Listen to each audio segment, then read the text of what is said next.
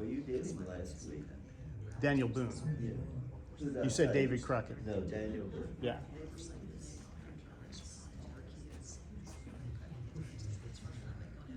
All right, good morning, everybody. Morning. Morning.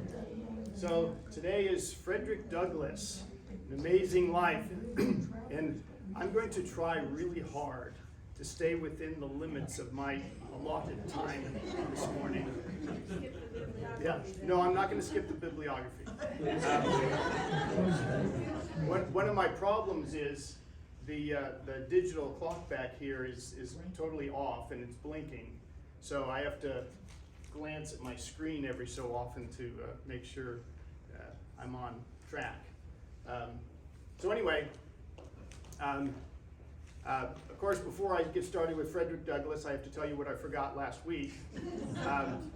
And there was a joke that I told you I was going to come back and tell you about with Daniel Boone when he had killed a deer and brought it to his the girl he was interested in, Rebecca, and as she was a young teenager at the time, brought it to her family, all bloodied up, and brings it into the house and says that he now had, he's bringing dinner to them. And so her sisters were looking at him in his bloody shirt and were making fun of how filthy he was. And so he answered back, "You, like my shirt, have missed many a good washing." So that was given back to him. The other thing I wanted to say about Daniel Boone that I really should have said last week was that his final years, talking about his life, something very interesting about his friends. He said, "The best friends I ever had were Indians. I've never been cheated by an Indian. They are the most honest, true, and loyal friends I have ever had," which is kind of an ironic thing, seeing how that he was instrumental in kicking them off of their lands and in several battles with them, leading the charge. But yeah, he said that the Indians that I've known have been truly my best friends. And as he was adopted into the Shawnee tribe, and his name was Sheltui, as Big Turtle, those family members that had adopted him were close to him for the rest of his life. His adopted mother, his adopted sisters, brothers, he was very close with for the rest of his life. So, on to Frederick Douglass.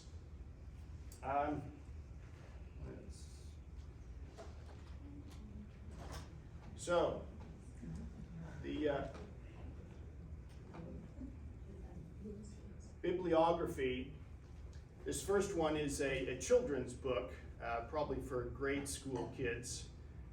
Eric Weiner, the Frederick Douglass, Voice of Freedom, 107 pages from 1992. I suppose it's adequate for young kids.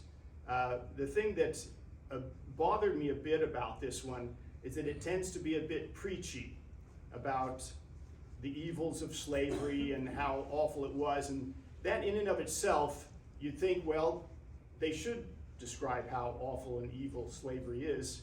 The problem that I have with that, and it's something that I think our nation is struggling with as a whole, is how do we see our past? Should we see our past as a nation of evil white people enslaving and killing others? Or should we have a little more perspective? And that's the thing for me. In the United States, or in the colonies, back when there was slavery, there are few, if any, countries or cultures in the world that could point to us and say, that's an evil country because they had slavery. everybody had slavery of one sort or another. There's very few, if any, countries or cultures that could be on their high horse and say, our country is free of that evil.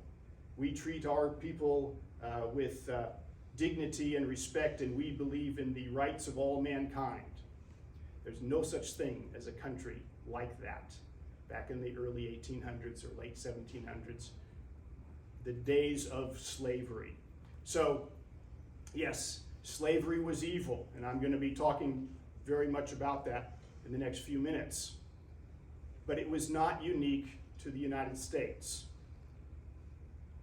So that's my high horse. So the next one, Douglas T. Miller, Frederick Douglass and the Fight for Freedom, 152 pages, 1988. This one I would say was an adequate biography, nothing particularly special about it. It covers his life. It wasn't entirely very inspiring to me, and that's a shame, because this is a life that should be inspiring. You should feel something when reading a biography of Frederick Douglass.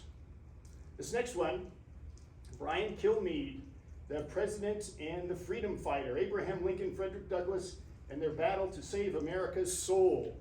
Very dramatic title. For those of you who are familiar with Fox News, Brian Kilmeade is a big name on the Fox channel. I would say that this biography is decent. It covers what it says it covers, the relationship between Abraham Lincoln and Frederick Douglass and their lives individually. I was hoping for better. It seems to me to be a book that's supposed to be for adults, but kind of written for high school kids, the level at which he's writing. So it was a good book. It covered some good information, interesting read. Not the best as far as I'm concerned, but not bad. This next one, this is like the standard, I think. William S. McFeely, Frederick Douglass. Very good biography. Covers his life very thoroughly. Interesting read. The guy won a Pulitzer Prize for some other book that he wrote. He is a very good writer. The one thing, and I'm nitpicking right now, so just take it for what it's worth. As he writes in various parts of this very good biography, he'll mention things like, as a slave owner is whipping some particular slave, maybe Frederick Douglass, he has to throw in things like, this is very much, I'm not getting the words right, but he starts mentioning things like homoeroticism, that the slave owner or the overseer, whoever it is, feels some sort of sexual tension with the slave that he's whipping. I'm thinking, really, do you know that? He could just be a really awful, evil guy who likes whipping people. Is it possible that there's some homoeroticism going on? I suppose, but you wouldn't know that. We just know that there's a guy whipping a slave. So he brings that up every so often as something that, yeah, sure, this is something that goes on, and this is probably how this guy feels. Thinking, nah, you don't know that. These next three are all by Frederick Douglass. He wrote his autobiography 3 times. The first one, and by the way, if you are ever to read a book about the slave experience, this is the book to read. Actually, any one of these 3.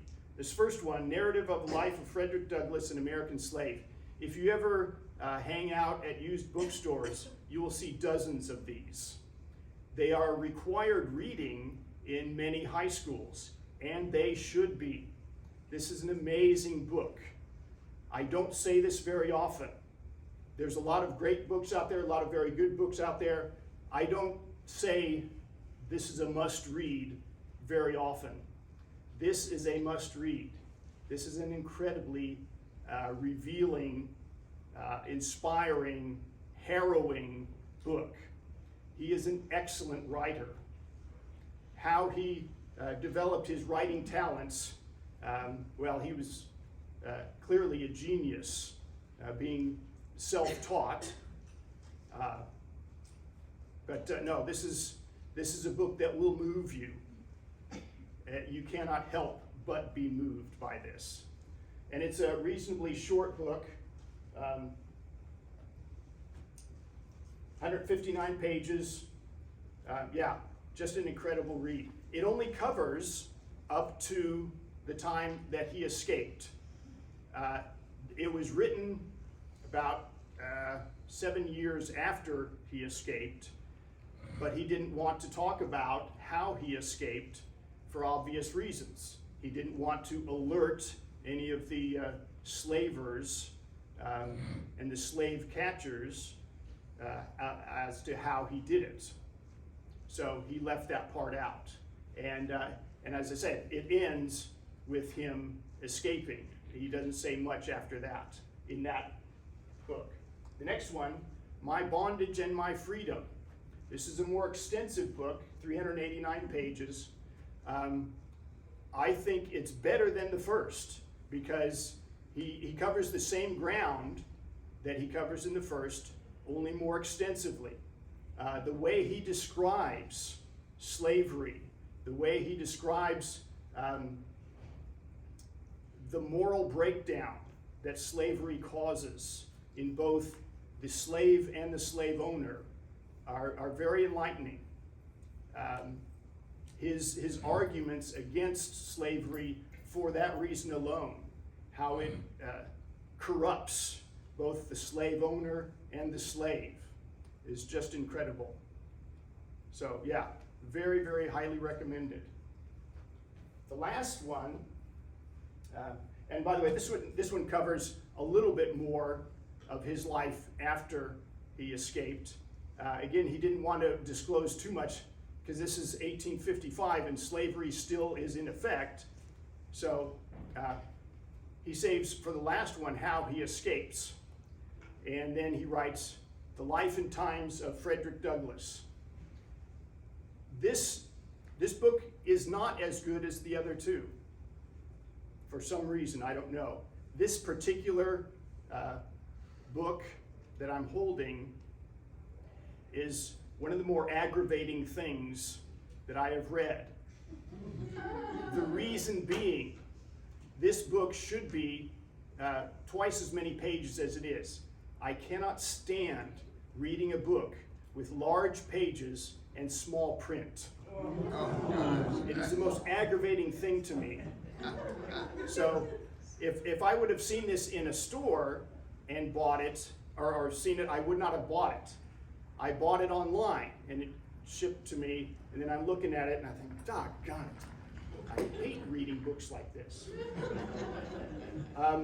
It doesn't improve with age. Yeah, thank you. So, yeah, not much does. So, yes? How did he get these books published? I'm curious as to what his stature was that some publisher would actually print. And that's what we're going to talk about next. So yeah, if you ever want this book and you see it online, check the number of pages that it has. Because this one is 298 pages. It should be 600 pages at least. Still a good book. Like I said, not really as good as the other two, I think, but still well worth reading. Okay. The early years. Born in February 1818 to Harriet Bailey in Maryland. His father, we're not sure, but probably was his owner, Aaron Anthony. His name was Frederick Augustus Washington Bailey. That's the name that they gave him at birth. He was raised by his grandparents. His grandmother especially was owned by the same owner, slave owner. The father, or the grandfather, was a free man who lived with the grandmother who was a slave. The grandmother's role in life at this point was to raise the children of the slave owner until they became 6 years old. They lived several miles away from the plantation, probably about 12 miles, I think, in Maryland, and off kind of in the woods in a cabin. And what memories Douglass has of his childhood were wonderful. He didn't know he was a slave. He didn't understand anything like that. His grandmother was very good to him, and he enjoyed life for the most part. Except, of course, the winter times. They lived in a little ramshackle cabin, dirt floor. His clothing was a rough linen shirt that went down to his knees. That's all he had. He slept on the cold floor. He might have had some hay to comfort him on the floor. He may not have. It was a harsh existence. There were no comforts that we know of, especially in sleeping in a slave cabin. So at 6, he moved to Captain Anthony's residence on the Y plantation owned by Edward Lloyd.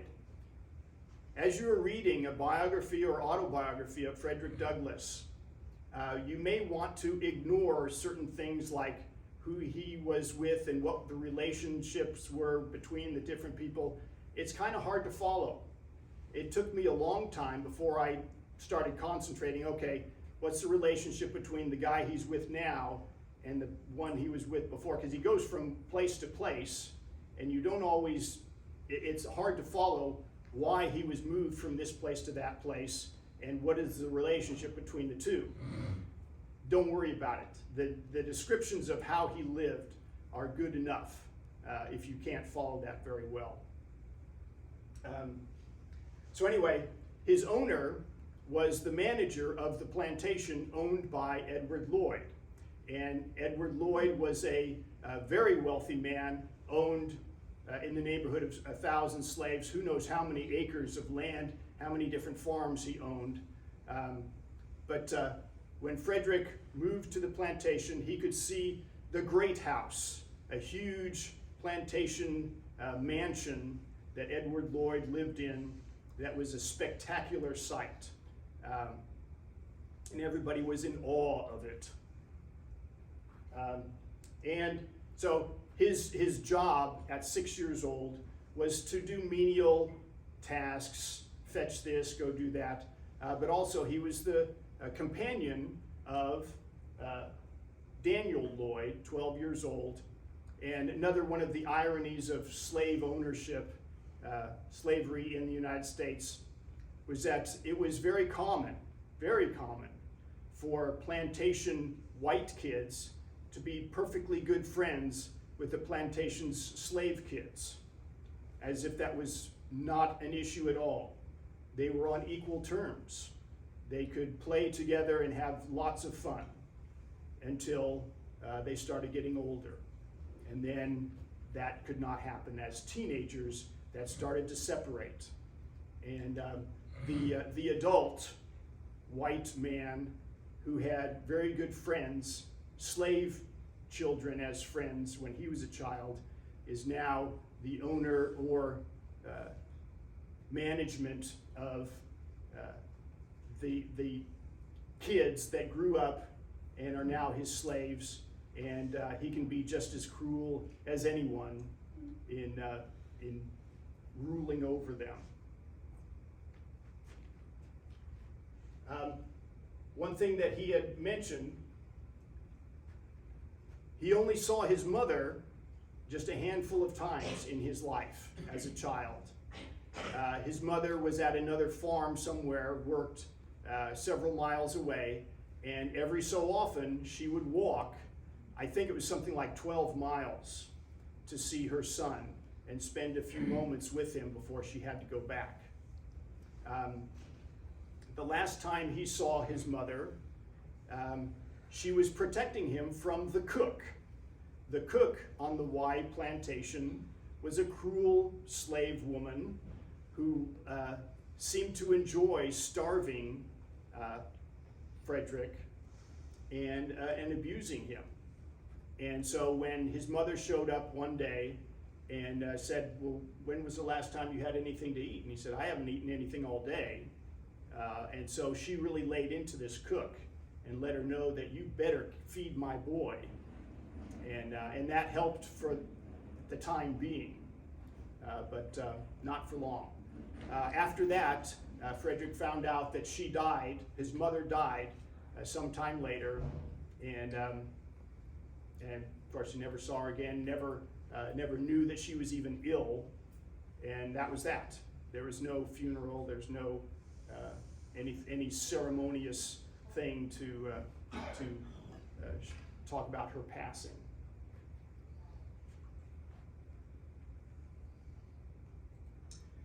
So at the age of 8, he is sent to live with Hugh and Sophia Auld.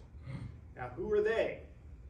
So his owner has a sister who had a brother who lived in Baltimore. And apparently they noticed that Frederick was a very precocious young man. At 8 years old, he was a type of kid who did not want to talk like a slave. He picked up on the speech of the white people and wanted to speak like them. He was very intelligent, and it was very noticeable at the age of 8 that this was a kid who is special. And so they thought, well, how about if we send this kid to the city? He seems like he might do more good as a city slave than a plantation slave. So he went to live with Hugh and Sophia Auld, and he was to care for their 2-year-old son. So for the first time, Frederick is given real clothes, not just a shirt. He's living in the city now, and one of the things that Frederick brings out is that, generally speaking, the city slaves are much better treated than the plantation slaves, because no one wants to look cruel to their neighbors. Out on the plantations, it doesn't really matter because nobody's watching you. In the city, everybody's watching, and if you come across as a really cruel person to your slaves, it kind of looks bad. So he was much better treated and much better fed in Baltimore. So there was a period of time, his owner had died, and so they had to divide up all of the property. He had to go back to the plantation and find out what was going to happen to him. Fortunately, it all worked out, and he was given back to that family to live, and lived with them for 6 years. So he was absolutely amazed when he came to live with them that a white person would treat him kindly. Mrs. Auld, at first, treated him just as kindly as her own son, and would feed him and talk nicely to him, and she would read stories to her son and to him, and he thought it was wonderful and amazing. He had never been treated kindly by a white person before. So as a very precocious young man, he wanted to learn to read. As she was reading books to her 2-year-old, he asked, well, could you teach me to read as well? And she said, why, sure, that would be nice. So she started teaching him to read, and of course he was picking up on it very quickly. And but right about the point where he was learning 3- and 4-letter words. Mr. Auld came home and asked, "What's going on here?" And she said, "Well, I'm just teaching him to read." And he just flew into a rage. "Don't you know that if you teach a slave to read, he'll be no good as a slave?" And very angrily, learning will spoil the best N-word in the world. If he learns to read, he will forever be unfit to be a slave. So Frederick heard that, and he realized he's absolutely right. And at that point, he was even more determined to learn to read.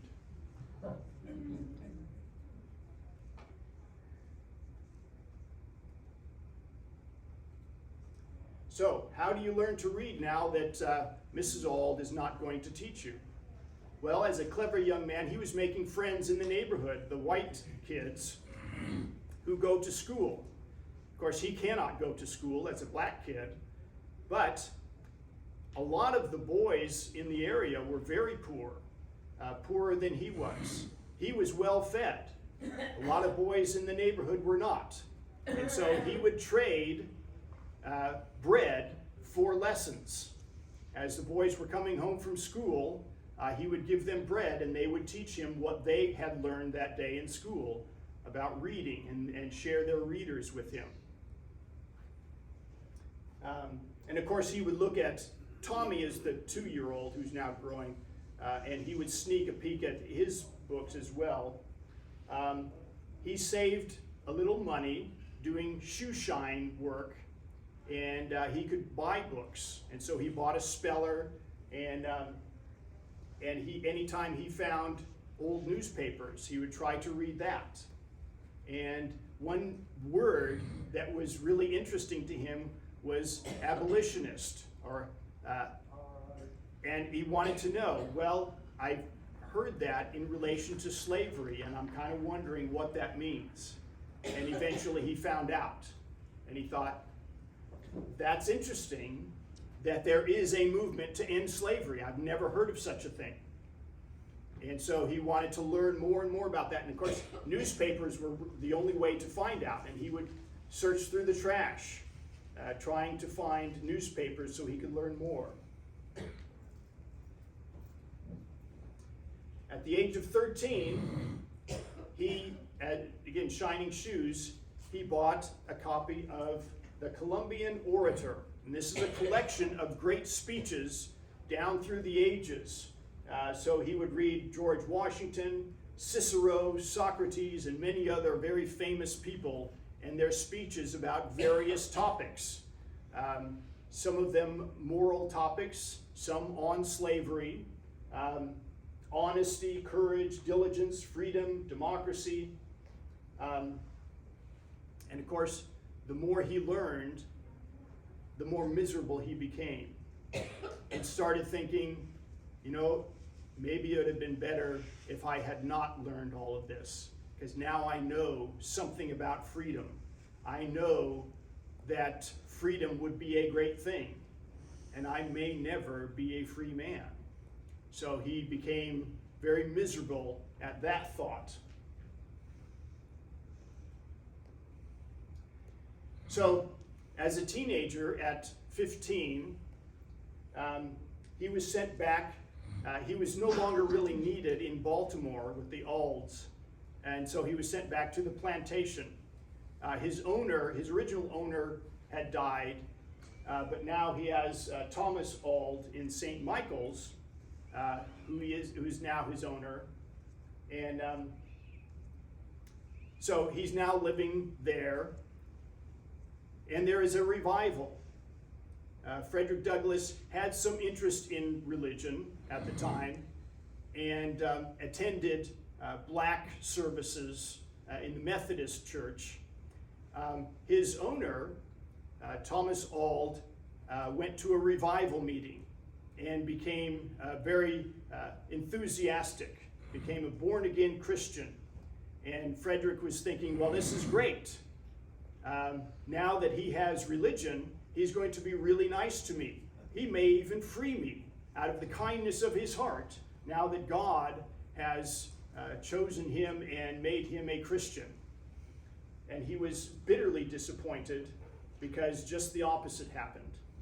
He became even more cruel towards Frederick, and found out that when Frederick was teaching Sabbath school to his fellow slaves,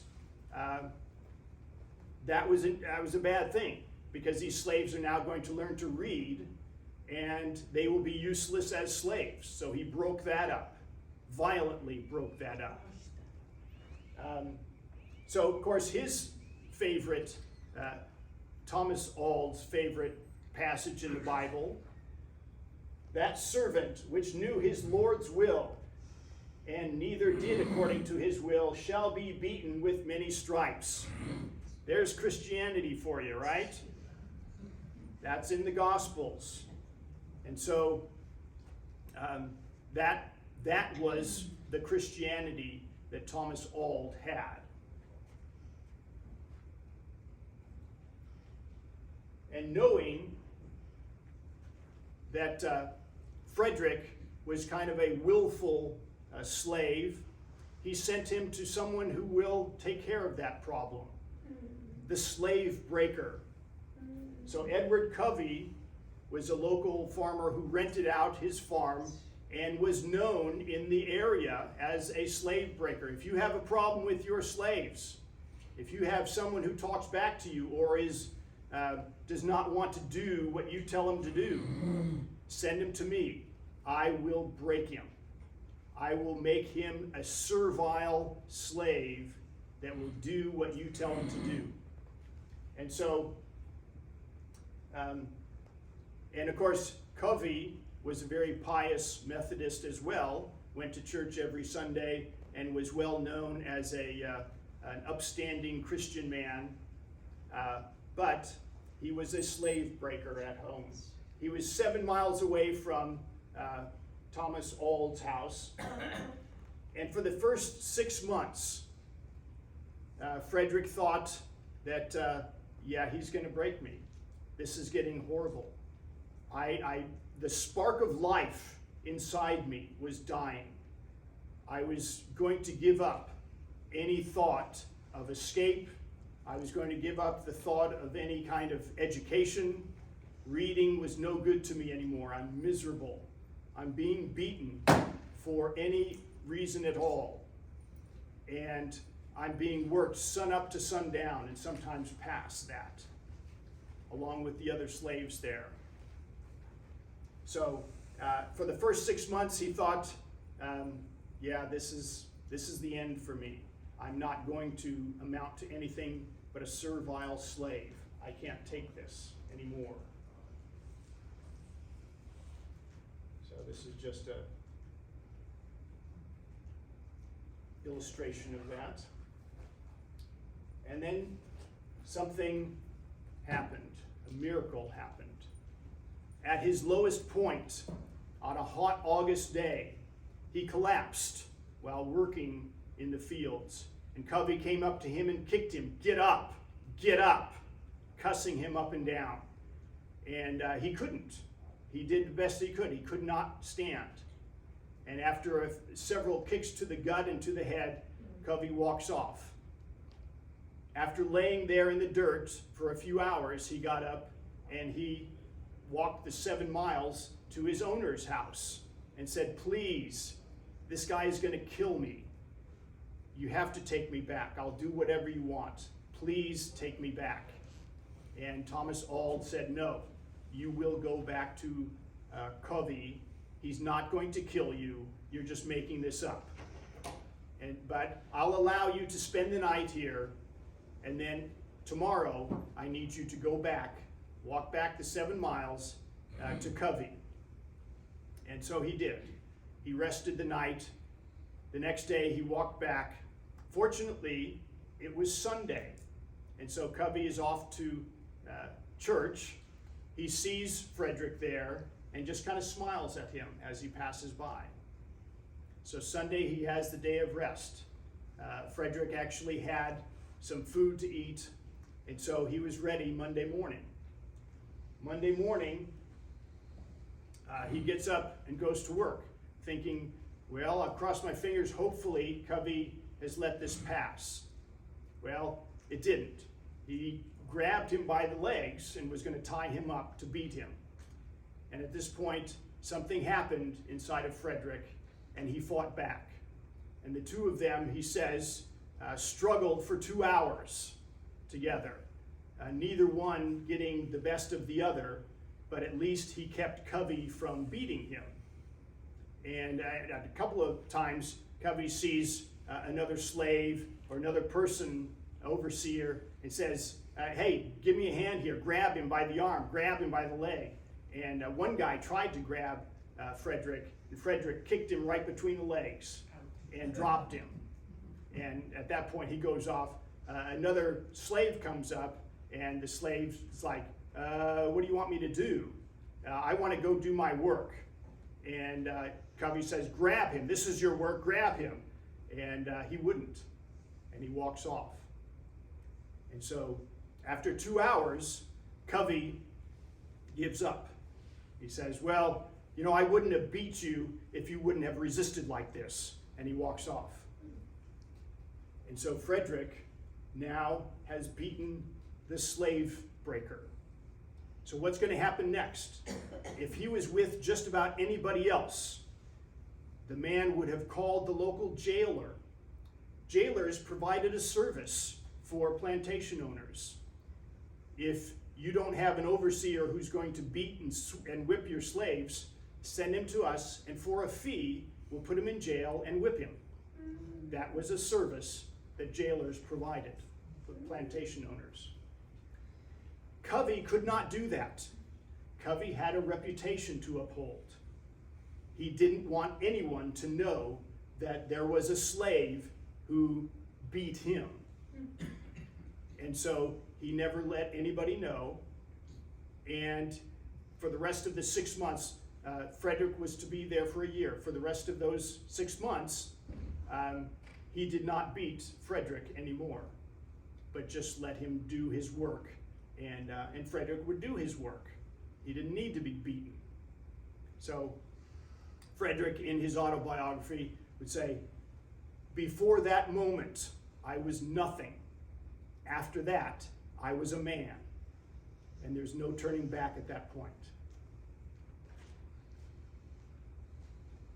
So here's a reenactment. I think this was a PBS special. They did some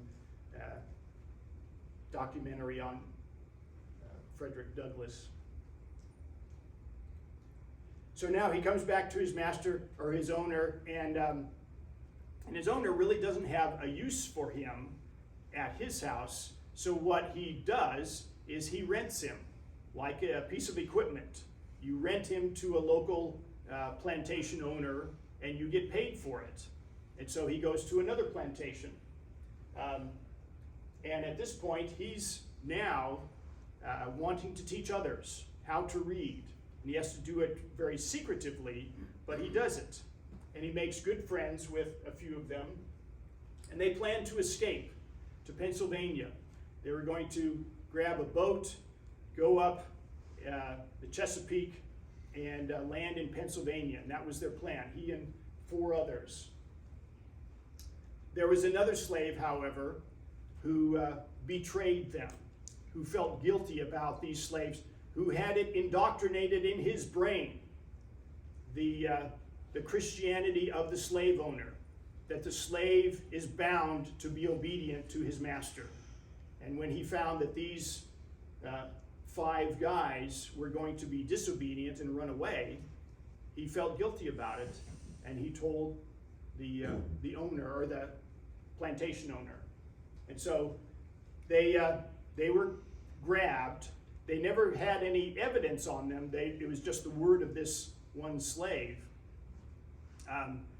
And so once they were put in jail, all of them realized they have passes that they had concocted, and they needed to either eat it or throw it into a little fireplace that they had. So they got rid of all the incriminating evidence, but it didn't really matter because the word of this slave was believed, and everybody knew Frederick Douglass was the ringleader. He was the smartest of the bunch. They knew he knew how to read. And so the others were kind of let off. Frederick Douglass was held in prison, in this jail. Now, what Thomas Auld should have done as a logical thing for a slave owner to do, cold-hearted, uncaring, unfeeling slave owner, what he should have done is to sell him to a slave trader down to Georgia. That was the common practice. If you have a troublemaker among your slaves who might stir up trouble, learns how to read and is going to plan to escape, you've got to sell him down to Georgia. You will make very good money. Frederick Douglass was over 6 feet tall, very well built, and would fetch a very good price for any slave trader down to Georgia. And yet, he didn't. And that's kind of one of the mysteries of Thomas Auld, who is not, he doesn't come off well in the autobiographies. He seemed very cold and cruel to Frederick, but he did not sell him down south. Instead, he sent him to Baltimore to live with Hugh Auld and his new wife. And we don't really know why. In Baltimore, he could work in the shipyards. So I don't want to get away from myself. So he learns the trade of caulking in the shipyards.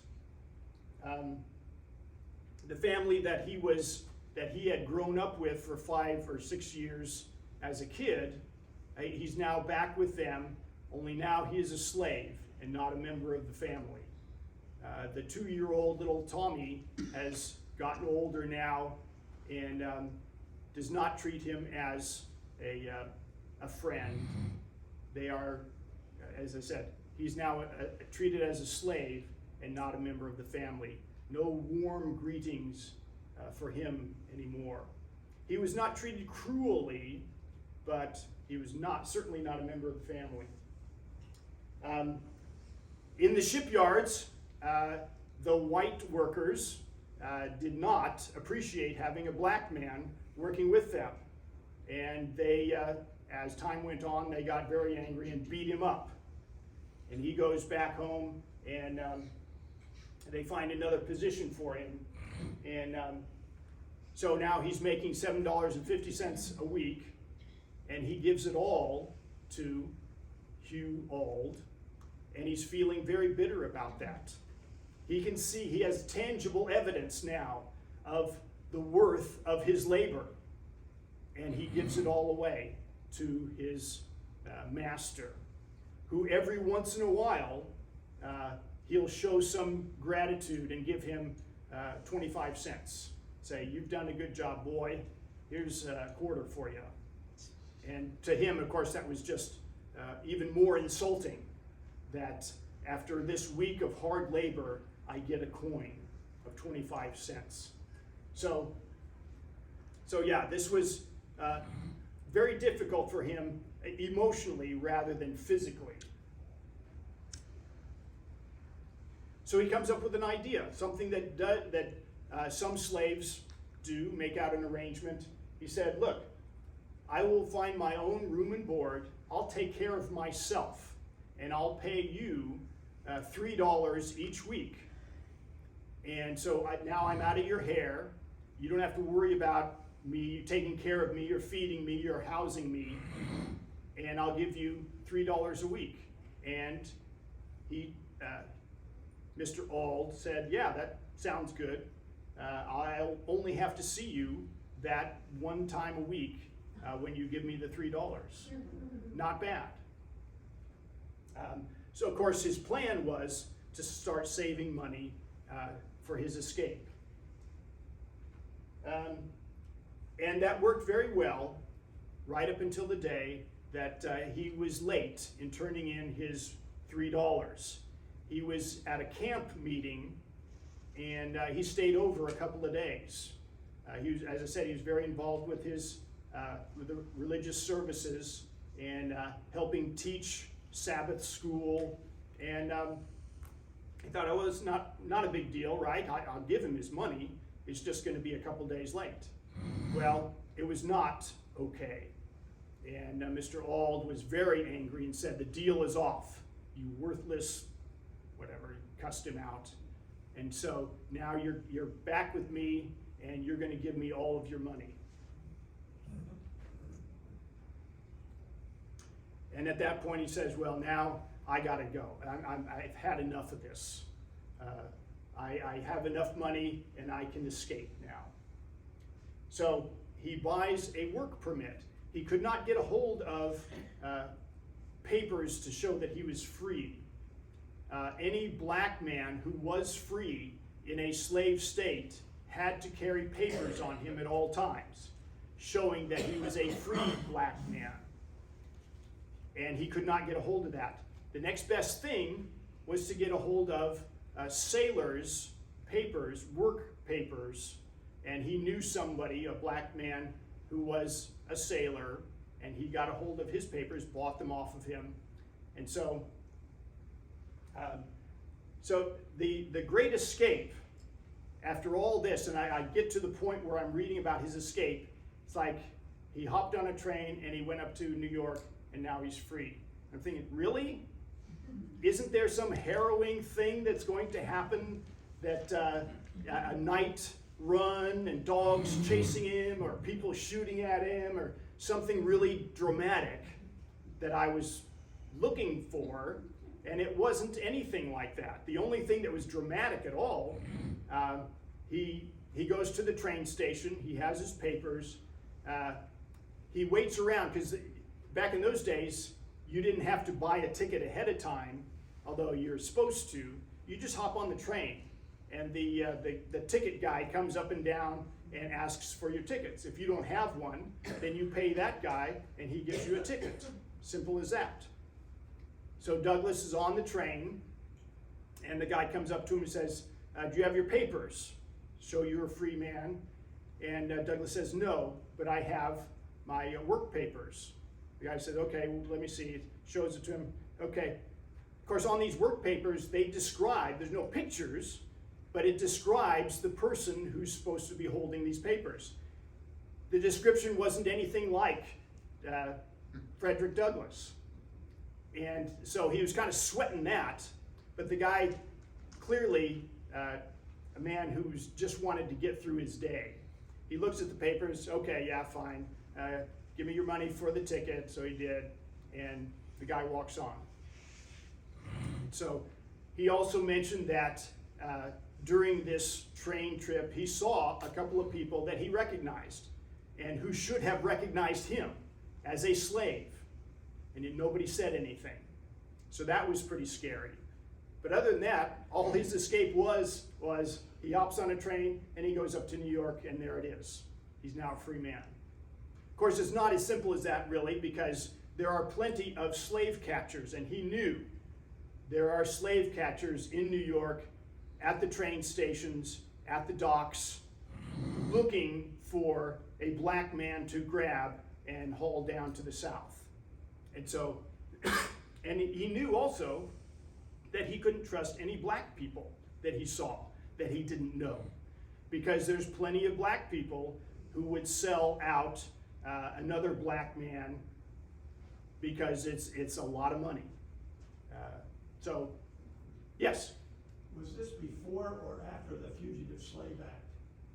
So this is 1833. So this is before that. But still, even without the Fugitive Slave Act, it's a money-making operation. So it's not a legal thing that you have to do as in the Fugitive Slave Act. But if you get good money for it, yeah, plenty of people are willing to do that. The one group of people that he knew he could rely on as and be safe with are the Quakers. The Quakers are well known for being anti-slavery people. And so he fortunately ran into some Quakers, and they took him to a safe place, and they kept him, and they said, the best place to be is Rhode Island. So we're going to take you up to Rhode Island.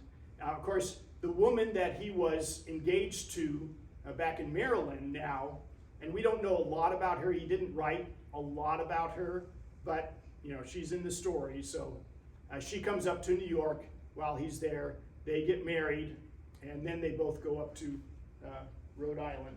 And he can work in the shipyards there in New Bedford.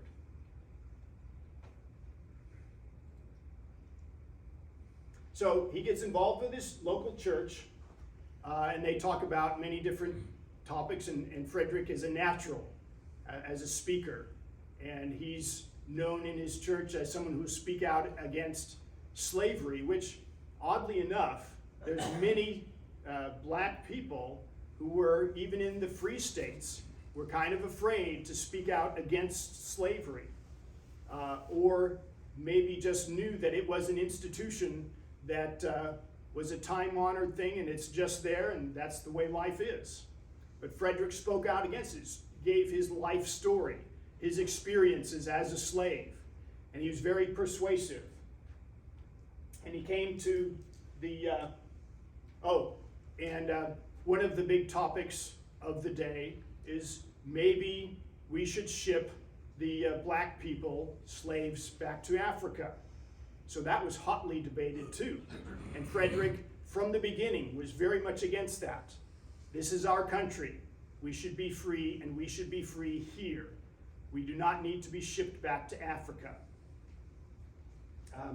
He was brought to the attention of William Lloyd Garrison, who was the great abolitionist of that day, and he wanted him to join him on tour. So his first tour was to Nantucket. He was very nervous. He was very uneasy. He's now speaking to a large group of white people. He's never done that before. And even though he was very halting, and he looks back on it and he says, I can't remember one sentence that I put together correctly. But he electrified them. However he came across, he told his life story, and everybody was very impressed with him. And what people will really remember, however, is not just his speech, but Garrison's response to that speech. Because Garrison gets up right after him, and Garrison's a pretty good speaker himself, well-known orator. And he shouts out to the crowd, have we been listening to a thing, a chattel personal, or a man? And the crowd yells back, a man, a man. And then he says, shall such a man be held a slave in a Christian land? And then they shout out, no, no. And then he says, shall such a man be sent back to the bondage from the free soil of old Massachusetts? And they shout, no, no. Now all the crowd gets shouting, all wound up, kind of like a revival meeting. And so that was what really electrified the crowd, the combination of Frederick Douglass and William Lloyd Garrison. And there's William Lloyd Garrison. Does not look like a great orator. Take a look at that guy. But he was. And he was one of the greats of the day. And so there's several people involved in this abolitionist movement, and he gets involved with a couple other people. Here's Erasmus Hudson and Abby Kelly, and they kind of go on circuit giving speeches on the evils of slavery. So imagine in the 1840s, a trio of a black man, a white man, and a white woman traveling together talking about the evils of slavery. Didn't matter where you went, you're going to raise eyebrows. You're going to cause a lot of people to say, wait a second, that is not right. A white woman traveling, who's not married, traveling with a white man and a black man. That's obviously an evil trio. It doesn't matter, and there were a few people who would accept that and would listen to them, but even for people who were against slavery in the North, that was very difficult to swallow. But Douglass was an incredible speaker. I wish we could have had recordings of his voice giving a great speech in those days. And yeah, it just too bad. So yeah, it was like the type of speaker who could just hold his audience in his hand. He could make them laugh, he could make them cry, he could make them shout, he could control them in that sense with his great oratory. And all the other speakers seemed tame by comparison. So there's a couple of very well-known speeches that he gave. 1841, one of his first, Church and Prejudice. And this is a speech he gave very much mocking the preachers of the South, the Methodist preachers that he knew. So he's mocking the Southern preachers who preach the slave, and he could be very funny in doing that. And another one of his quotes, the Methodist Episcopal Church is worse than any brothel in New York City. And probably his most famous speech was in 1852, what to the slave is the 4th of July? And of course he's giving this on the 4th of July. So to a slave, the 4th of July is just a mockery. So here's a description of him in giving a speech. So he was more than 6 feet in height, and his majestic form as he rose to speak, straight as an arrow, muscular, yet lithe and graceful, his flashing eye, and more than all, his voice that rivaled Webster's in its richness and in the depth and sonorousness of its cadences, made up such an ideal of an orator as the listeners never forgot. And so I was going to this is a clip off of YouTube of someone giving a speech, one of his speeches, the church one mocking, and I'm just noticing that I'm running out of time. So I'm going to skip over that. You can look these up on YouTube. There's lots and lots of YouTube videos of people giving Frederick Douglass speeches.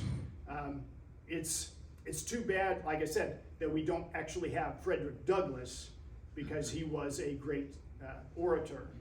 And some of them, I've listened to a few of them and I thought, you know, they're not great orators who's giving these speeches, and it's a shame, because it really should be. It's not, when you give a speech like this, it's not just the words, it's the emotions, it's the tone, it's the volume, everything is involved. You really need to have a great speaker to give these speeches. So after a time, Douglass breaks with William Lloyd Garrison. One of the big issues was the Constitution. Garrison was a man who wanted to burn the whole Constitution, and he would. He would have a copy of the Constitution, giving a speech, and he would just rail against the government of the United States that would allow slavery and burn up the Constitution.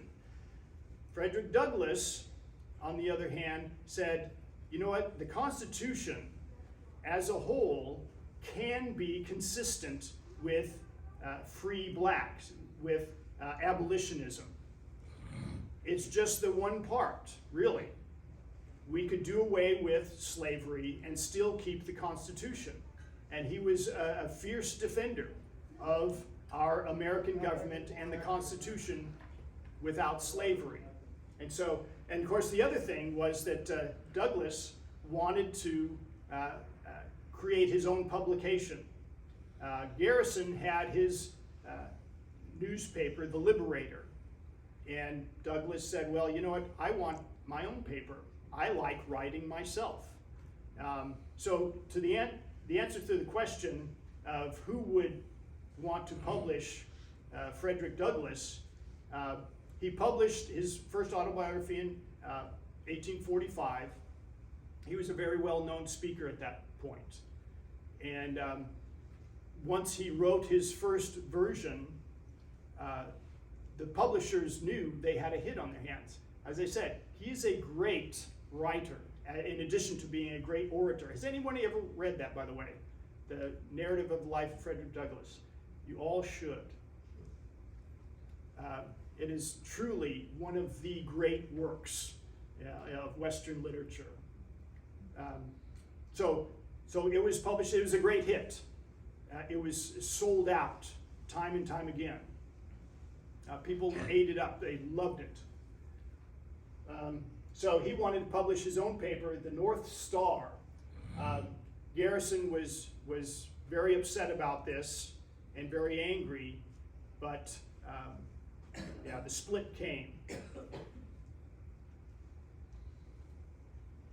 So now the Civil War is coming, and people kind of knew that there would be war leading up to 1860. So Frederick Douglass knew John Brown. John Brown being the radical who raided Harper's Ferry and tried to start an insurrection of slaves. Frederick Douglass actually encouraged him and helped him. He was not there, and he was very wary of that ever succeeding, but he did provide some funds for John Brown. After the raid, of course, was a fantastic failure, the investigation went on. Who helped this man start this insurrection? And so Douglass had to hightail it out of the United States, and he went on a tour of Europe at that point. But he was keeping tabs. He came back, he didn't have to stay long. The investigation petered out, and people were kind of tired of it. They wanted it to be done with. And so he could come back to the United States, and he was keeping track of what was going on. Lincoln, at first, he was kind of angry at Lincoln. He wanted a president who was going to be against slavery and want to abolish slavery. Lincoln was not. He did not promise to abolish slavery. What his attempt was, he just said, we're not going to allow it to spread into the territories anymore. And so, anyway, so Lincoln becomes president, and of course, after a year of the Civil War, Lincoln announces he's going to put forward this Emancipation Proclamation, and Douglass is very excited about that. And January of 1863, when it was in effect, Douglass said, "This is now our 4th of July. This is now our day of liberation." And so Douglass wanted to help get more blacks in the army, and at first they were not allowed to fight, of course, and he was fighting for that. He got to meet Lincoln, 1863. His description of Lincoln, he walks into the room, he sees Lincoln's face. Lincoln is well known. Anybody who sees him is a very careworn person. The worries of the world are on his shoulders, and everybody noticed that. And that's what Douglass noticed as well. He also noticed that as soon as he was introduced, his face brightened. And he said, "Douglass, I really wanted to meet you." And so he comes up to him, shakes his hand, and they both have a very candid, honest discussion. Douglass talks about Lincoln, says, "You are moving too slow in your policies to encourage blacks to be in the army and to have equal pay with the white soldiers." And he lists out these various complaints that he has. And Lincoln listens very patiently and answers back point by point what his views are. He says, "This will happen. we will get to a better sense of equality in the Army, but it will take time. And Douglass was very impressed with Lincoln, and Lincoln, of course, was very impressed with Douglass. They were a real shame, one of the additional one of the additional things that are so tragic about Lincoln being assassinated is that the two of them worked together so well. Douglass informing Lincoln as to the mind of African Americans in the United States. Lincoln listening very patiently and taking that in. But anyway, so there was another meeting in 1864, a year later. Douglass says Lincoln looks even more tired and worn out at this point.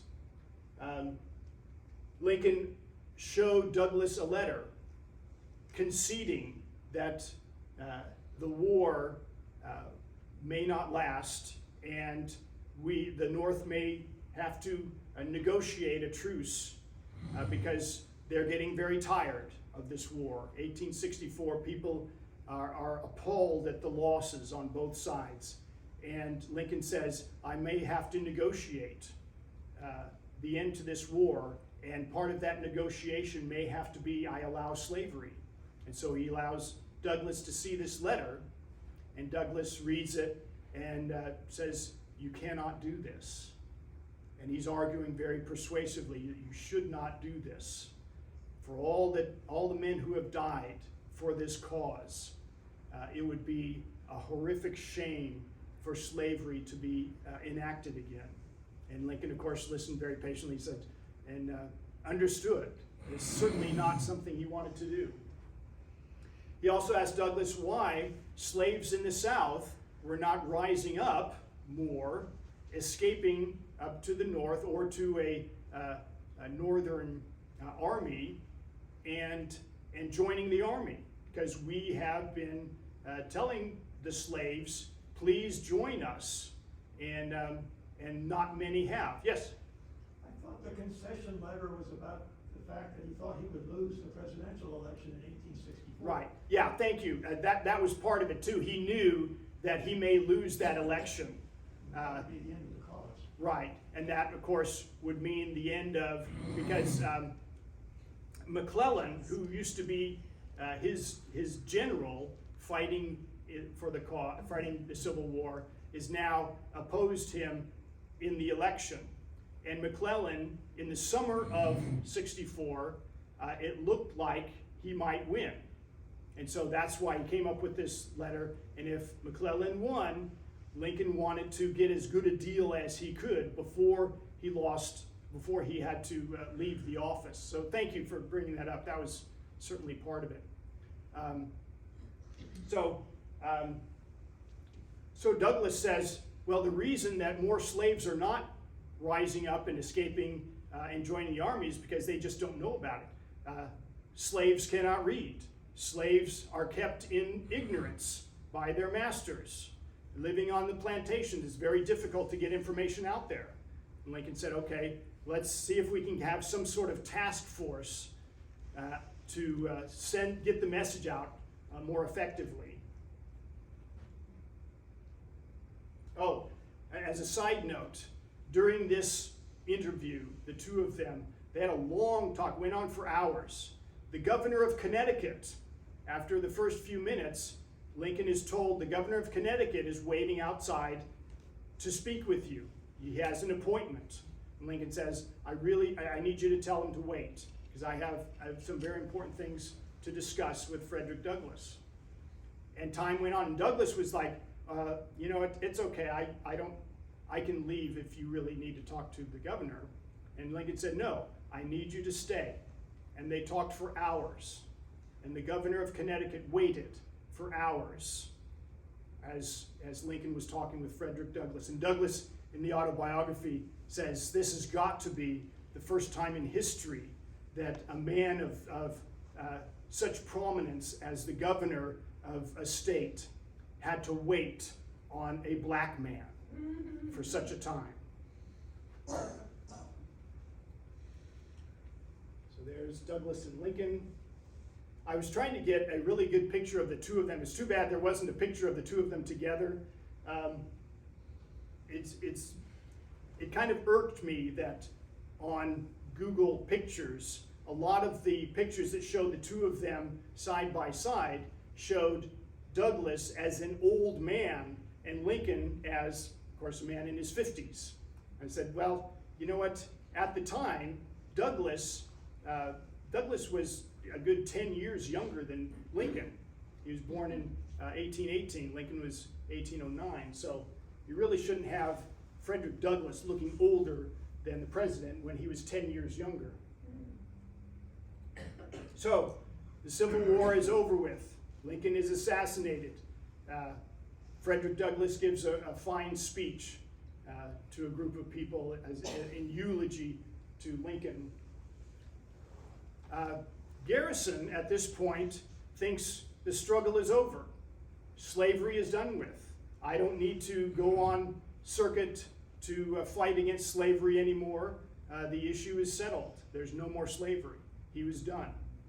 Frederick Douglass says, no, it's not done. Just look what's going on in the South, or even in the North. You have inequality both in North and South. Jim Crow is alive and well.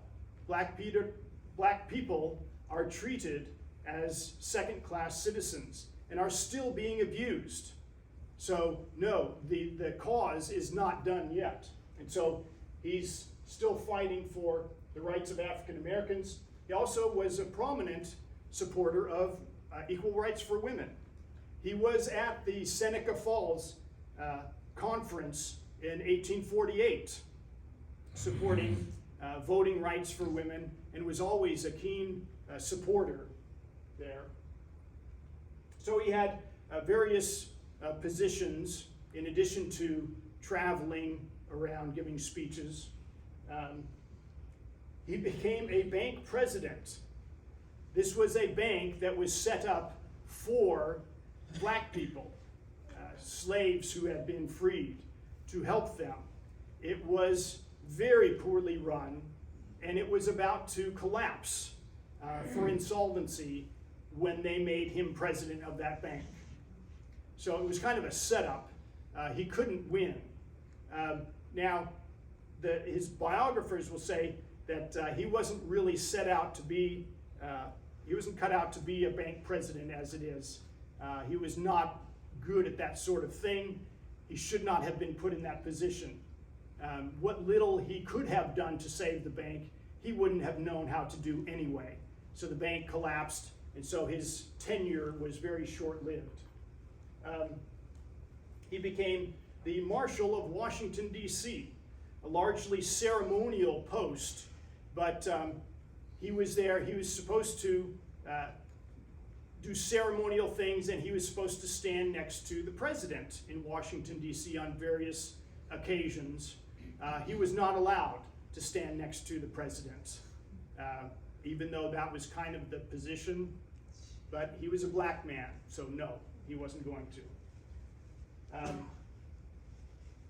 And he finally went back to the South, and he met his former master, Thomas Auld, and they had maybe a 20-minute meeting. Auld was dying of some cause, and I'm sure it was a very interesting meeting.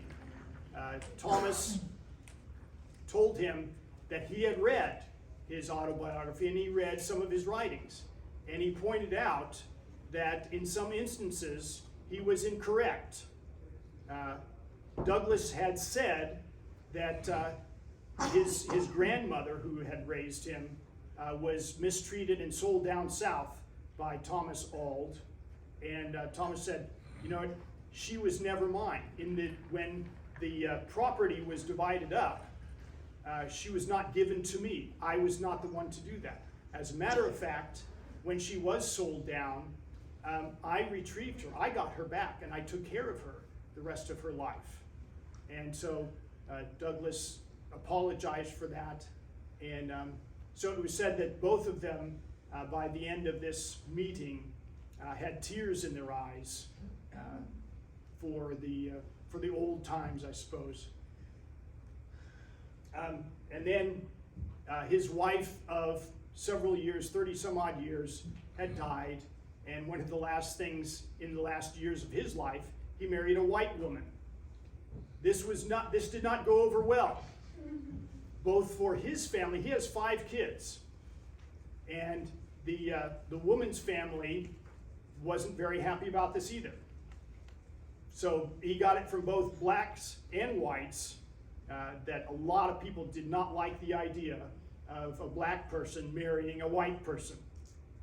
But they were married, and they took a grand tour of Europe and Northern Africa. It's kind of nice when you can take a vacation for a whole year and travel Europe. But so, 1886, 87, went to Ireland, England, France, Italy, Egypt, Greece, and of course learned an awful lot. Of course, in North Africa, when he was in Egypt, it was a very enlightening thing for him to see dark-skinned people ruling the land. And then he became minister to Haiti in 1889. He went against the wishes of the president, that the president wanted the U.S. to have a port in Haiti, and he did not push it. He did not insist upon it, and they were turned down. He was at the 1892 Chicago World's Fair, where he was booed and hissed, and they were throwing vegetables and rotten eggs at him, but still stood his ground. He did not retreat and gave still a great speech. He died February 20th, 1895, at a women's rights rally.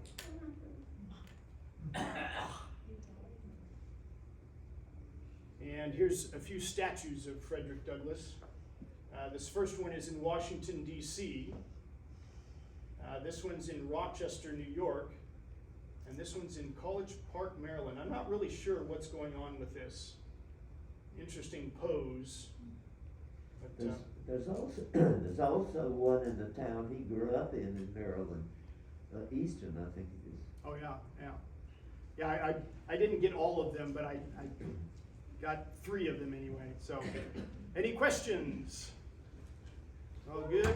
How did I do? What time is it? Still a bit over, huh? Probably living, plenty of descendants of his.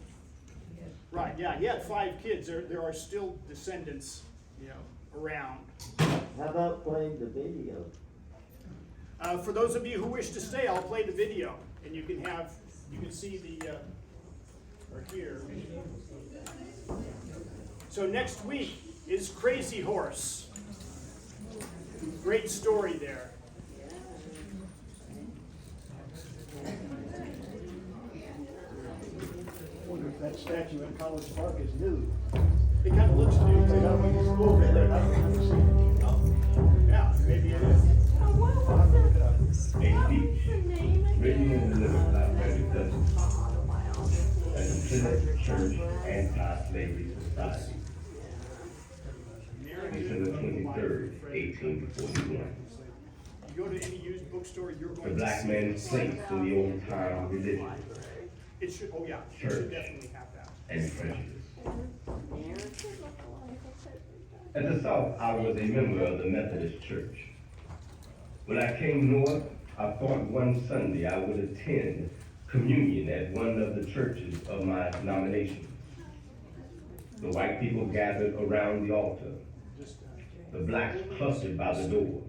Go onto YouTube and After the good minister had served out the bread and wine to one portion of those near him, he said, "These may withdraw, and others come forward." Thus he proceeded till all the white members had been served. Then he drew a long breath and, looking out towards the door, exclaimed, "Come up, colored friends, come up. For you know God is no respecter of persons. I haven't been there to see the sacraments taken since." At New Bedford, there was a great revival of religion not long ago. many were converted and received, as they said, into the kingdom of heaven. Among those who experienced religion at this time was a colored girl. The deacon handed round the cup and she tasted. Now next to her sat a young lady who had been converted at the same time, baptized in the same water, and had put her trust in the same blessed Savior. Yet, when the cup containing the precious blood, which had been shed for all, came to her, she rose in disdain and walked out the church. Such was the religion she had experienced. Another young lady fell into a trance. When she awoke, she declared she had been to heaven. Her friends were all anxious to know what and who she had seen there. So she told the whole story. But there was one good old lady whose curiosity went beyond that of the others, and she inquired of the girl if she saw any black folks in heaven. After some hesitation, the reply was, "Oh, I didn't go into the kitchen." Thus, you see, What an answer, huh? this prejudice goes even into the church of God. And there are those who carry it so far that it is disagreeable to them even to think of going to heaven if colored people are going there too. Yet people in general will say that they like colored men as well as any other, but in their proper place. They assign us that place. They don't let us do it for ourselves, nor will they allow us a voice in the decision. They will not allow that we have a head to think and a heart to feel and a soul to aspire. They treat us not as men, but as dogs. They cry, "Stew boy," and expect us to run and do their bidding. That's the way we are liked. You degrade us and then ask us why we are degraded. You shut our mouths and then ask why we don't speak. You close your colleges and seminaries against us, and then you ask why we don't know more. But all this prejudice sinks into insignificance in my mind when compared with the enormous iniquity of the system which is its cause. The system that sold my 4 sisters and my brother into bondage, and which calls in its priests to defend it even from the Bible. The slave-holding ministers preach up the divine right of the slave owners to property in their fellow men. The Southern preachers say to the poor slave, "Oh, if you wish to be happy in time, happy in eternity, you must be obedient to your masters. Their interest is yours. God made one portion of men to do the working and another to do the thinking. How good God is. Now you have no trouble or anxiety, but you can't imagine how perplexing it is to your masters and mistresses to have so much thinking to do on your behalf. You cannot appreciate your blessings. You know not how happy a thing it is for you that you were born of that portion of the human family which has the working instead of the thinking to do. Oh, how grateful and obedient you ought to be to your masters. How beautiful are the arrangements of providence. Look at your hand, horny hand. See how nicely they are apt to the labor you have to perform. Look at your delicate fingers, so exactly fitted for our station, and see how manifest it is that God designed us to be his thinkers and you, his workers. Oh, the wisdom of God. I used to attend a Methodist church in which my master was the class leader. He would talk most sanctimoniously about the dear Redeemer who was sent to preach deliverance to the captives and set at liberty them that are bruised. He could pray at morning, he could pray at noon and pray at night. Yet, he could lash up my poor cousin by his two thumbs and inflict stripes and blows upon his bare back till the blood streamed to the ground. All the time quoting scripture for his authority and appealing to the passage of the Holy Bible which says, "He that knoweth his master's will and doeth it not shall be beaten with many stripes." Such was the amount of this good Methodist piety.